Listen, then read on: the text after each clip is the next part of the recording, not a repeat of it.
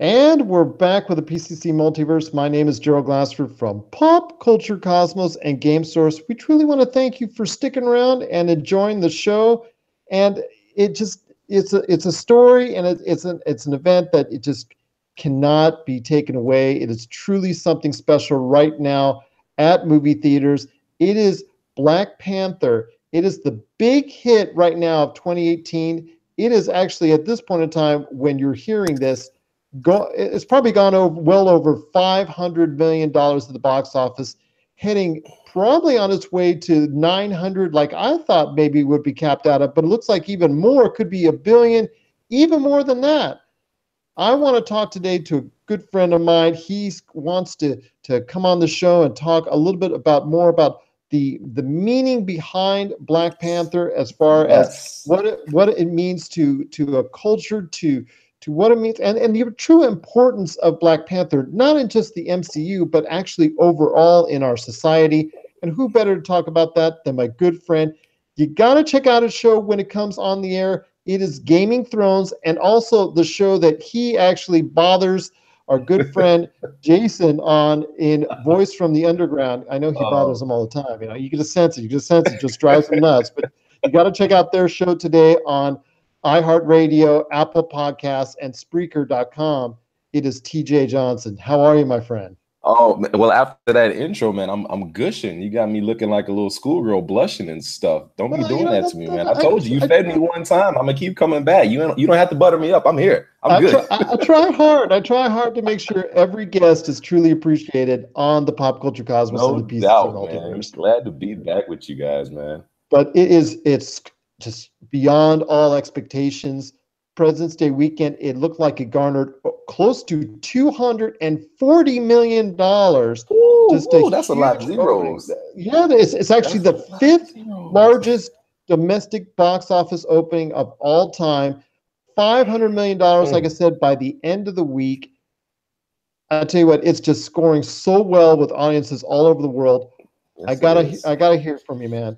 What does Oh, this mean to everyone around, as far as the influence, and just I've seen all sorts of good love, and just so many influences now it has with Black Panther. What does it really mean to you? oh my goodness. Let me start off by saying that as I'm watching Black Panther, so I went to go see it twice. I flew down to Chicago to surprise my daughter and sneak up on her, and she had no idea. It was great. It was an awesome surprise. But we went to go see Black Panther, and all throughout that movie, man, there were a few words that I would use to describe my thought process. The first one was just pure joy, you know. The second one was weirdly enough, man, I was super proud. I was super proud of the director Ryan Coogler, the cast from Lupita to Denai to Michael B. Jordan to Chadwick Boseman to Angela Bassett, Forrest Angela Whitaker. Bassett, of And course. that to me is one of the strongest points, is that you could sense and you could feel the love in the writing and the acting and the Yes, importance of it. With yes. Marvel Cinematic Universe movies, you get two, maybe three good performances that really stand out. There is over a half a dozen standout performances in Black Panther. Just great, Alone. from Letitia Wright, who's actually just Yes. getting a lot of love online for her performance as the Q, so to speak. As far as, Yep. and I referenced James Bond in my review of it, because it does have a Oh lot of yeah. James Bondian themes Yes. in the early parts, and she is the Q to T'Challa's Bond, but she's a lot more than that. She's very spirited and just really a great performance in the movie. But like you said, there's just so many great performances all across the board.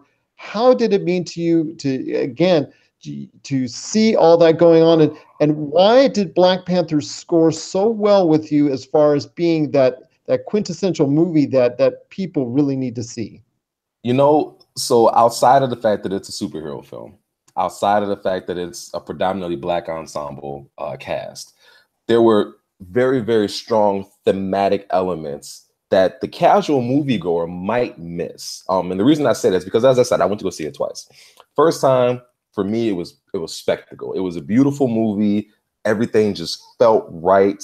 The atmosphere felt right. The way they shot, this is exactly how I expected Wakanda to look when they went to that plane where he got to see his father. And I don't want to spoil too much. I'm sorry if I'm spoiling anything, but Oh, we've already had 2 everything. spoiler casts already. Oh, all right, we're good. All right, forget it. Spoiler free. So the fact that that Ethereal, the plane, it looked exactly how I felt like it should. Now, obviously, Marvel and Disney are in bed together. Disney owns Marvel, so it was very Lion King-y. I don't know if you recall Lion King when Simba had that vision with Mufasa, and it was like dark blue, like all the colors, dark blue, purples, pinks, some hues of a slightly orange tint.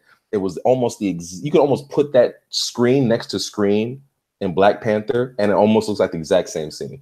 It was a beautifully shot, beautifully just put together moment. And I will say this: the similarities to Lion King, I believe, cannot be understated, especially when he does speak to his father in the as far as in the afterlife.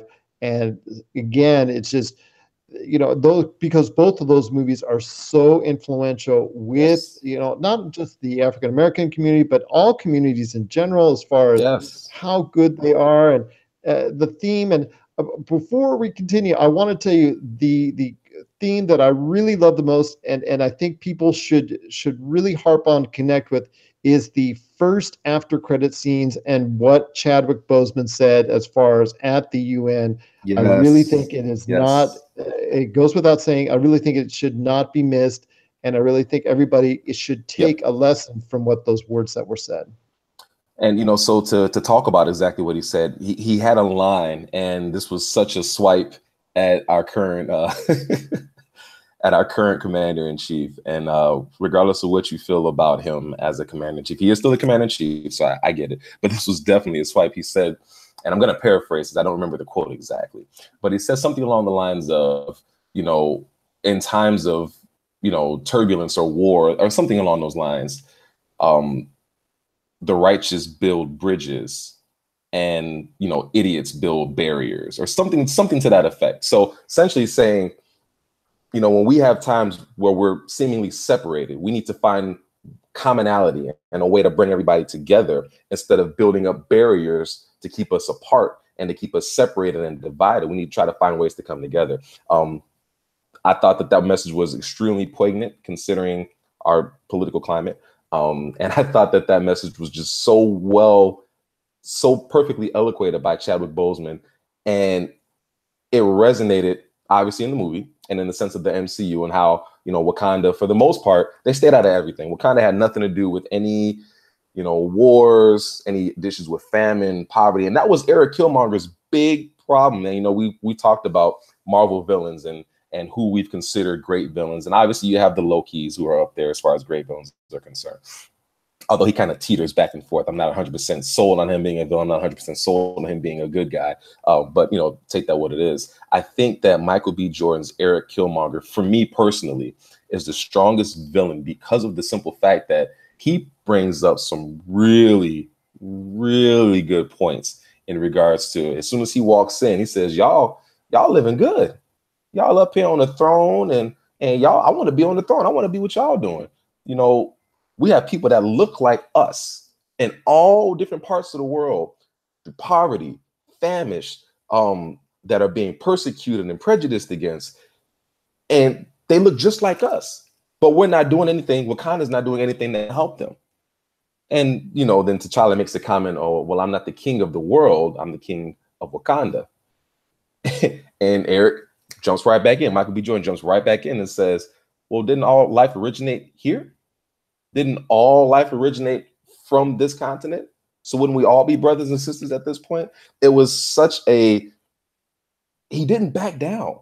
And he said it with such conviction that I felt myself truthfully kind of siding with Killmonger a little bit. I have to say that his entire thought process and the way he went about it, he was very, very methodical and very to the point. This is what I want. This is how I'm going to get it. All he knew was violence from the beginning. So the only way he knew to achieve his goal was complete violence.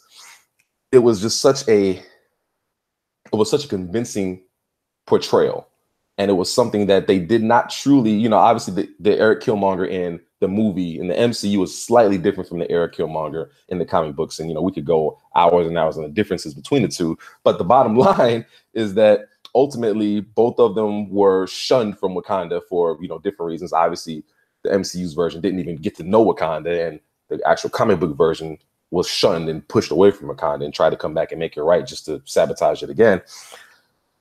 This version of Killmonger, Michael B. Jordan's version, was such a strong standalone. Like, I would pay money to see an Eric Killmonger film. I would pay good money to see an origin story of Eric Killmonger and how he came to be who he is and how he got to that particular point. I would pay good money to see that. And that, my friend, is the definition of a good villain. Somebody who I want to dive more into.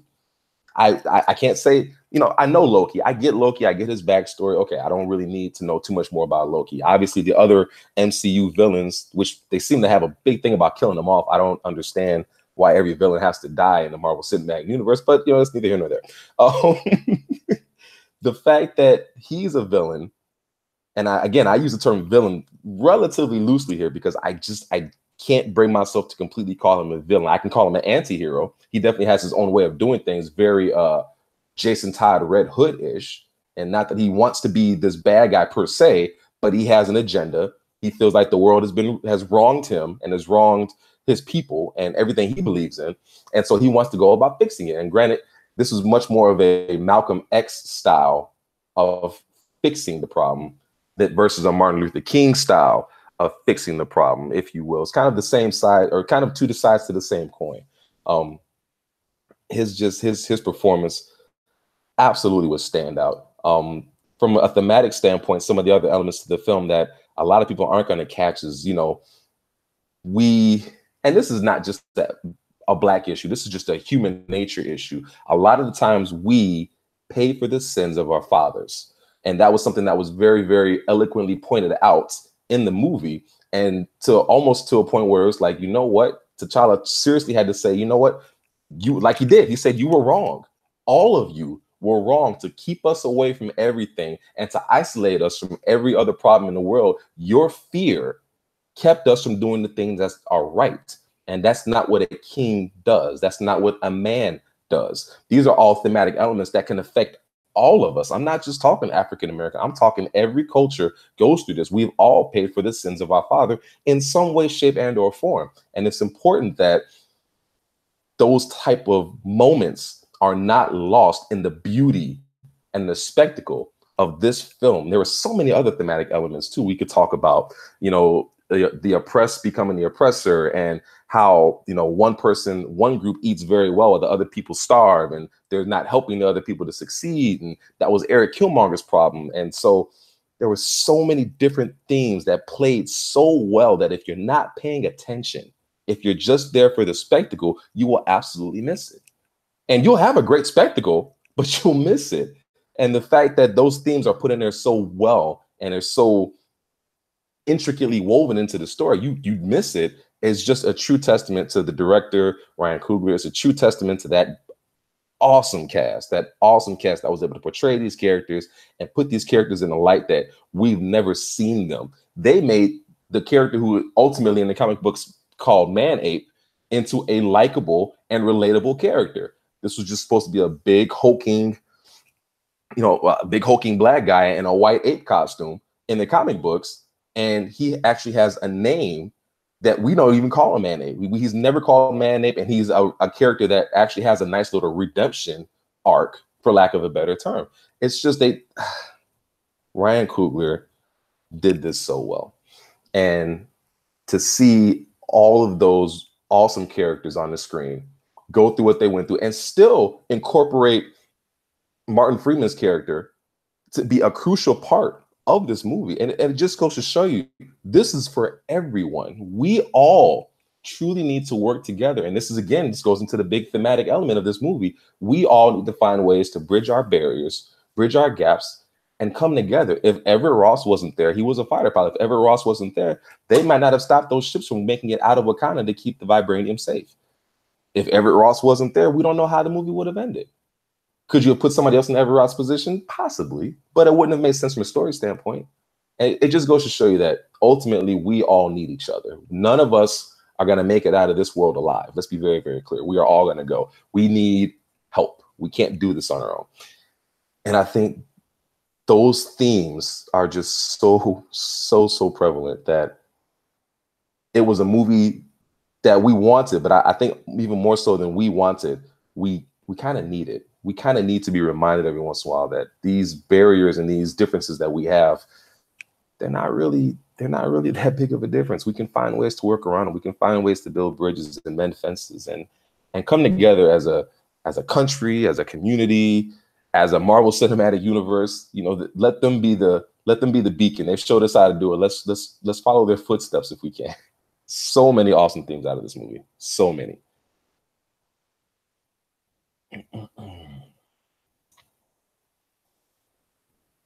Oh, absolutely. I'm definitely going to be back around Infinity War, man. Let's be very, very clear. I told you should not feed me because I'm going to keep coming back.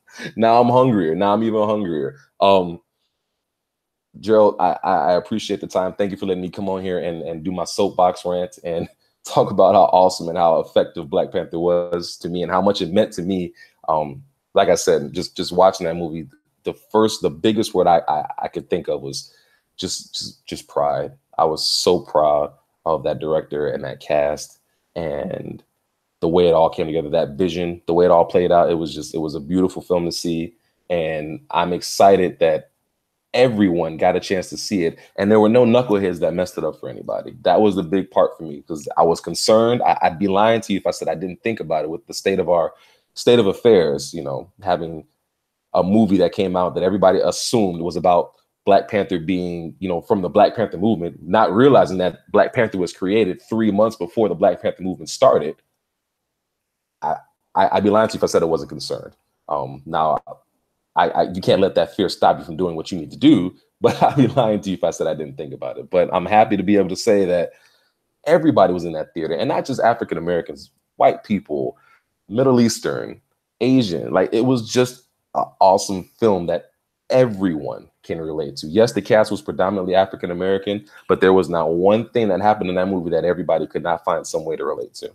And I think that ultimately is the biggest theme that I took away from that. Gerald, it's been a pleasure, brother. I know you gotta wrap up, and I know I talk a lot, man. So if you don't cut me off, I'll keep going and keep going. But I appreciate you having me on the show, man, and I definitely look forward to being back for Infinity War. Oh snap! Now I'm part of the cosmos. See, you can't be inviting me like that, man. I'm stuck with you. You guys take care, man. I'll talk to you soon.